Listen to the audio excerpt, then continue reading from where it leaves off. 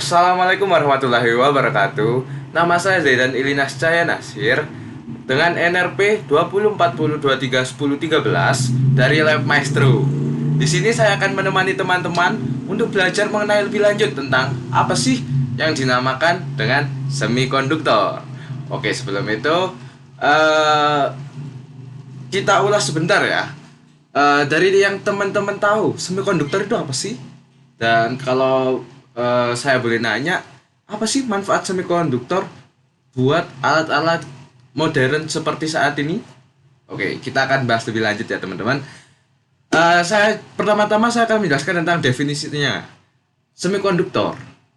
Apa sih semikonduktor? Semikonduktor adalah material yang konduktivitasnya berada di antara konduktor dan isolator. Jadi, semikonduktor ini eh, konduktivitasnya atau tingkatan penghantaran listriknya ini berada di tengah-tengah, teman-teman. Semikonduktor merupakan material zat padat yang memiliki harga resistivitas antara 10 pangkat min 5 hingga 10 pangkat min 5 ohm per cm.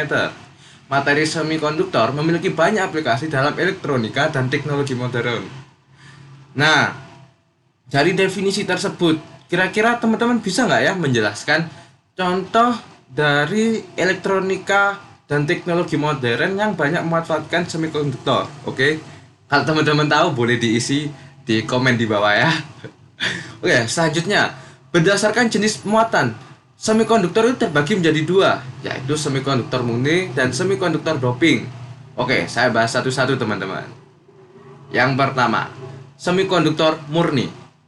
Semikonduktor murni atau yang biasa disebut semikonduktor intrinsik adalah semikonduktor yang belum diberi campuran atau pengotoran di mana jumlah elektron bebas dan hole-nya sama sehingga memungkinkan perpindahan muatan. Nah, semikonduktor murni ini dasarannya itu benar-benar murni buat menghantarkan listrik ya teman-teman. Jadi konduktivitasnya ini terbilang cukup baik. Nah, contoh yang paling sering ditemui dari semikonduktor murni yaitu germanium dan silikon. Nah, selanjutnya yang kedua, semikonduktor doping. Apa sih semikonduktor doping itu? Semikonduktor doping adalah semikonduktor yang biasa disebut dengan istilah ekstrinsik. Yang tadi murni itu intrinsik, yang doping itu ekstrinsik.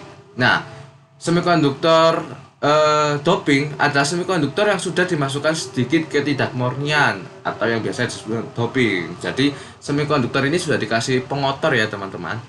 Tujuan dilakukannya adalah untuk mendapatkan elektron valensi bebas dalam jumlah lebih banyak dan permanen yang diharapkan dapat menghantarkan listrik. Jadi, semikonduktor doping ini dimaksudkan dengan tujuan untuk menghantarkan listrik lebih baik lagi, teman-teman. Semikonduktor jenis ini terdiri dari dua tipe, yakni tipe P dan juga tipe N.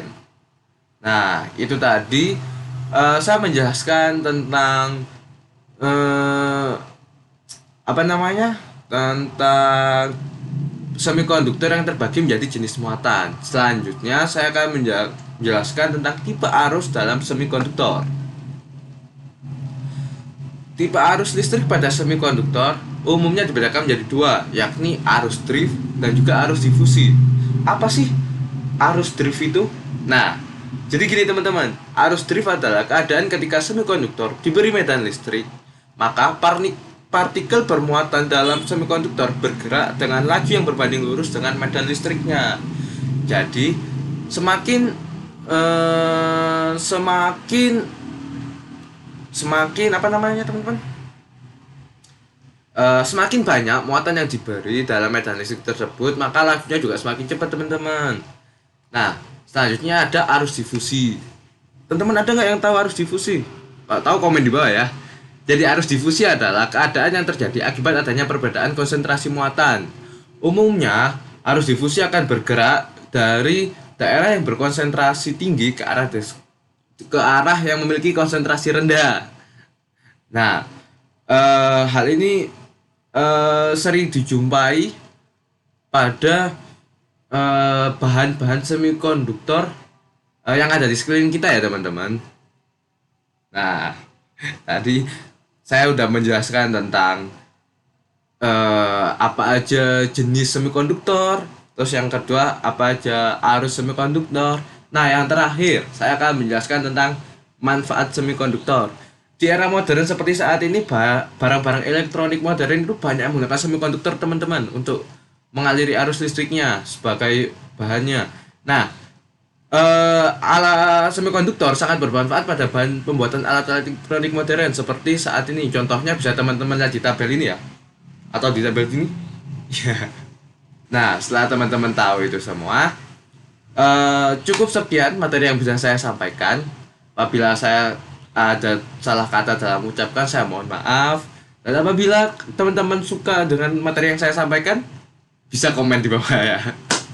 Oke, sekian dari saya. Terima kasih. Wassalamualaikum warahmatullahi wabarakatuh.